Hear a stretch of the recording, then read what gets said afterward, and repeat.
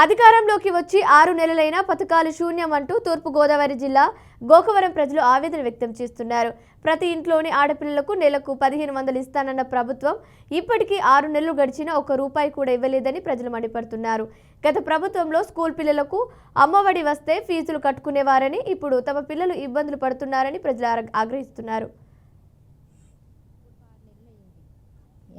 ఎన్నో అమలు పరుస్తానన్నారు కానీ ఏమీ అమలు పరచలేదు. ఇప్పటికి ప్రతి ఆడపిల్లకు కూడా నెలకే 1500 చొప్పున వేస్తానన్నారు. ఇప్పుడు కూడా ఏమీ వేయలేదు. మరి ప్రభుత్వం వల్ల మాకు ఏమీ సుఖమేమి కనిపించలేదు. మరి అందలేదు మాకు. మరి మాకు న్యాయం జరిపించండి. మరి 18,000 సంవత్సరానికి వేసారు. మరి పనులకు వెళ్ళినా సరే ఆ పనులు లేని టైంలో డబ్బులు తీసుకొని తినేవారు.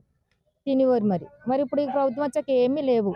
ఇంట్లో ప్రతి ఒక్క ఆడదానికి 18 సంవత్సరాలు నిండిన కాడి నుంచి పిల్లలకేటి పెద్దోళ్ళకేటి డబ్బులు వేస్తానన్నారు. నెలకే 1500. పిల్లలు ఉంటే అంతమందికి 15,000 వేస్తానన్నారు.